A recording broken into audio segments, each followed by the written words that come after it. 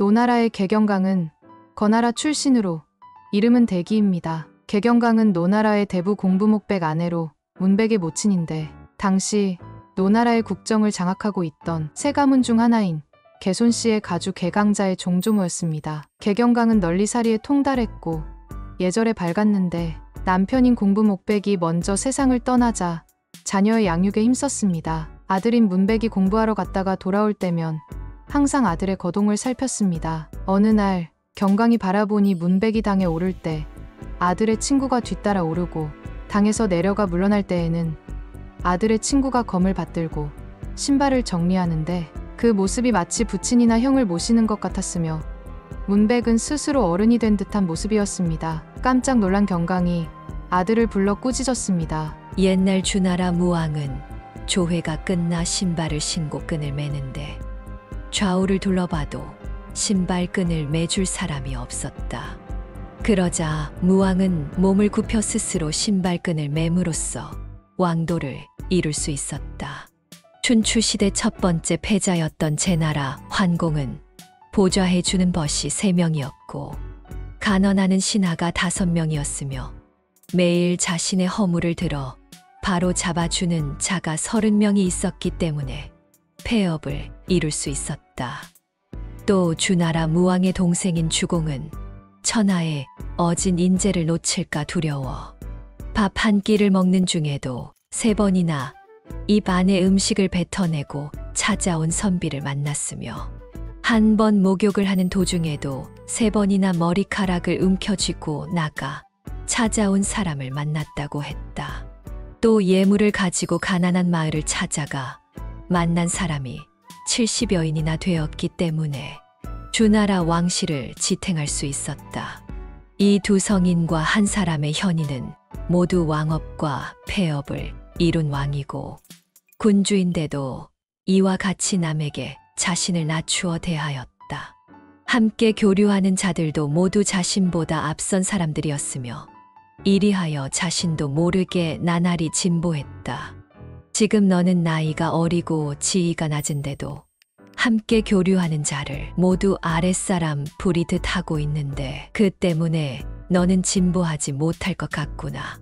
이에 문백이 잘못을 빌었습니다. 이리하여 엄한 스승과 현명한 벗을 가려서 섬겼으며 함께 교류하는 사람들은 모두 나이 든 노인들이라 문백은 소매를 걷어 올리고 손수 음식을 만들어 권했습니다. 경강이 비로소 말했습니다. 너는 이제 어른이 되었구나.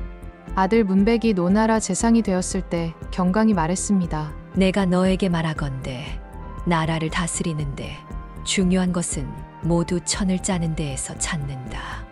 그 폭은 굽은 것을 바르게 하는 것이므로 굳세지 않으면 안 된다. 그러므로 폭을 기준으로 해 알맞은 사람을 장수로 삼을 수 있는 것이다. 획이라는 것은 고르지 않은 것을 고르게 하고 따르지 않음을 따르게 하니 그러므로 획을 기준으로 해 알맞는 사람을 우두머리로 삼을 수 있다.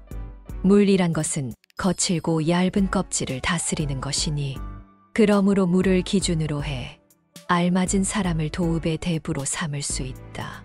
교분을 유지하며 잃지 않고 취입이 끊기지 않게 하는 것을 곤이라 하니 곤을 기준으로 해 알맞은 사람을 외교를 담당하는 대행인으로 삼을 수 있다. 밀어서 가고 끌어서 오게 하는 것은 종이니 종을 기준으로 해 관내의 관리를 삼을 수 있을 것이다. 다소의 수량을 주관하는 것은 균이라 하는데 균을 기준으로 해 내사를 삼을 수 있고 중요한 임무를 담당하고 먼 길을 가며 정직하고 완고한 것을 축이라 하는데 축을 기준으로 하여 알맞는 사람은 재상으로 삼을 만하다. 펼쳐도 끝이 없는 것을 적이라 하는데 적을 기준으로 한다면 삼공을 삼을 수 있게 될 것이다. 문백은 모친에게 2번 절하고 가르침을 받았습니다. 어느 날 문백이 조정에서 퇴근해 모친인 경강을 뵙자 경강은 길쌈을 하고 있었습니다. 문백이 모친에게 말했습니다. 제 집안의 주인이신 어머니께서 길쌈을 하고 계시니 개손씨 가문에서 힐책을 받을까 두렵습니다. 그 일로 제가 주군을 모시기 어렵게 하시겠습니까? 경강이 탄식하여 말했습니다. 노나라가 망하겠구나. 어린아이로 관직을 채웠다는 일은 들어보지 못했다. 안거라. 내가 너에게 할 말이 있다.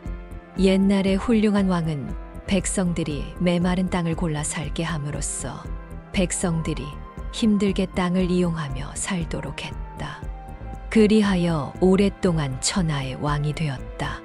백성은 힘들면 생각을 하게 되고 생각을 하면 좋은 일이 생겨나며 편안하면 방탕하고 방탕하면 좋은 일을 잇나니 좋은 일을 잇게 되면 악한 마음이 생긴다. 기름진 땅에 사는 백성의 인재가 없는 것은 방탕하기 때문이며 메마른 땅에 사는 백성이 의를 지향하는 것은 힘들게 살기 때문이다. 그러므로 춘분의 천자는 오색의 대례복을 입고 해를 맞이하였으며 삼공, 구경과 함께 땅의 덕을 익혔다. 낮에는 정사를 살피는데 백관과 더불어 정무를 보며 사윤으로 하여금 지방관인여 목을 거느리고 널리 백성들에게 정사를 펴나가게 하였던 것이다.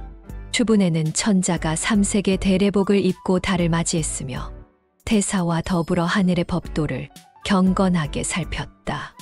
해가 지면 구빈을 관리하는 여관을 감독하여 제사를 받드는 제기를 깨끗하게 하도록 하였고 그런 다음에야 마음이 편안했다. 제후는 아침에 천자가 지시한 일을 점검하여 행하고 낮에는 나라의 일을 살피며 저녁에는 법을 집행한 바를 살피고 밤에는 벼슬아치들을 경계하여 태만하고 방탕하는 일이 없도록 한 후에야 안심했다. 경대부는 아침에 그 직무를 점검하고 낮에는 무사무를 처리하며 저녁에는 업무를 정리한 다음 밤에는 집안일을 다스린 후에야 안심했다. 자는 아침에 조정해서 일을 받아 낮에는 연구하고 익히며 저녁에는 다시 복습하고 밤에는 잘못이 있는지 검토하고 불안함이 없으면 그 후에야 마음이 편안했다. 서민으로부터 그 이하 백성들은 날이 밝으면 일하고 어두워지면 쉬면서 스스로 태만함이 없었다. 왕후는 친히 멸류관의 끈을 짰고 공후의 부인들은 멸류관 끈에 장식과 관끈을 짰으며 공경의 부인은 예복의 큰 띠를 만들었다. 그리고 대부의 아내들은 제복을 만들고 사의 아내들은 조복을 지었으며 서민 이하 백성들은 남편들의 옷을 지었다. 춘분의 진에는 제사에는 부역으로 일을 했고 겨울의 진에는 제사에는 곡물을 바쳤는데 남녀가 곡식과 포 등의 생산품을 바쳤으며 그렇지 못하면 벌을 받는 것이 옛날의 제도였다. 군자는 마음으로 힘쓰고 소인은 몸으로 힘쓰는 것이 선왕들의 가르침이었다.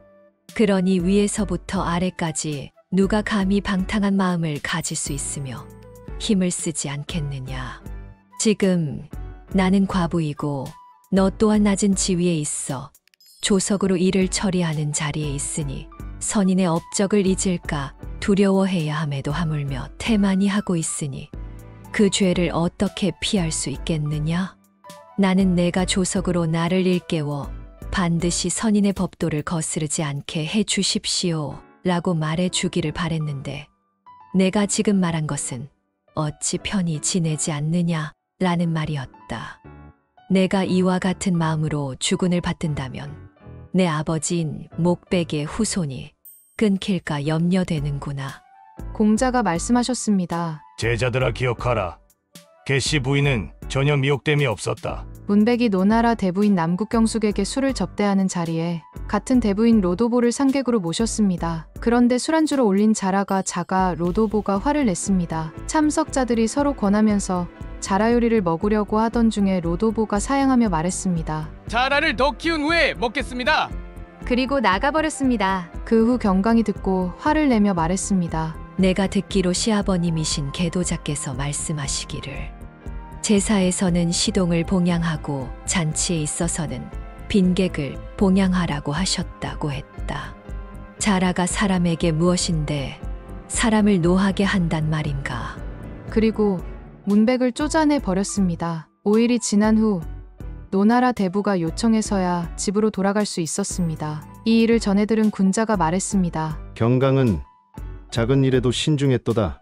아들인 문백이 죽자 경강은 문백의 아내와 첩들에게 훈계했습니다. 내가 듣건대 안에서 여색을 밝히면 여인이 따라 죽고 밖에서 선비를 좋아하면 선비가 따라 죽는다고 했다. 지금 내 아들이 일찍 죽었는데 나는 내 아들이 안에서 여자를 밝히다 죽었다는 소리가 들리는 것이 싫다. 너희들은 내 아들의 제사를 함께 지내는 자들이니 부디 수척한 모습을 보이지 말고 눈물을 뿌리지 말며 가슴을 치지 말고 근심스러운 모습도 보이지 말고 상복을 간소하게 할지언정 중하게 하지 말며 예법에 따라 엄숙히 행하는 것이 내 아들의 덕을 밝히는 것이다. 공자가 그 말을 듣고 말했습니다. 처녀의 지혜는 부인만 갖지 못하며 사내아이의 지혜는 장정의 지혜만 갖지 못하다. 공보의 부인 경강은 지혜가 있어 아들의 아름다운 덕을 밝히려고 했도다. 경강은 상중의 아침에는 남편인 목백에게 곡하고 저녁에는 문백에게 곡했습니다. 공자가 듣고 말했습니다. 계씨 부인은 예를 안다고 할 만하다. 사랑하되 사사로움이 없고 상하의 구별이 있었도다. 경강이 일찍이 계씨를 찾아간 적이 있었습니다. 그때 개강자는 조정에 있었는데 종조무인 경강을 보고 말을 붙이려고 했으나 경강이 일체 응하지 않았습니다. 개강자가 어쩔 수 없어 경강을 따라갔지만 경강은 응하지 않고 내실로 들어가 버렸습니다. 개강자가 공무를 마치고 조정에서 물러나오자 다시 안으로 들어가 경강을 보고 물었습니다. 아까는 제가 아무 말씀도 듣지 못했는데 무슨 잘못이라도 저지르지 않았습니까? 경강이 대답했습니다. 너는 듣지 못했느냐? 천자와 제후는 내조에서 함께 백성에 관한 일을 논하고 경대부로부터 이하 관리는 외조에서 논한다고 했으며 집안일은 가문의 내조에서 함께 논의하고 내실 문안의 일은 부인이 다스린다. 이것은 상하가 같은 것이다. 외조는 내가 주군께서 부여한 관직을 수행하는 곳이고 내조는 내가 계시 가문을 다스리는 곳이니 모두 내가 감히 말할 곳이 아니다. 개강자가 경강을 찾아가면 항상 문을 연 채로 경강과 대화했고 결코 문지방을 넘지 않았습니다. 경강이 시아버지인 개도자의 제사를 지낼 때에는 개강자가 참석했었는데 개강자가 주인인 경강에게 잔을 돌려도 경강은 받지 않았고 제사상을 치운 후에도 음식을 함께 들지 않았습니다. 또 경강은 제사를 주관하는 자가 참석하지 않으면 다음 날의 역제도 지내지 않았고 역제를 지내더라도 항상 음복하기 전에 물러났습니다. 공자는 경강이 남녀의 예법을 행함에 분별이 있었다고 했습니다. 끝까지 시청해 주셔서 감사합니다.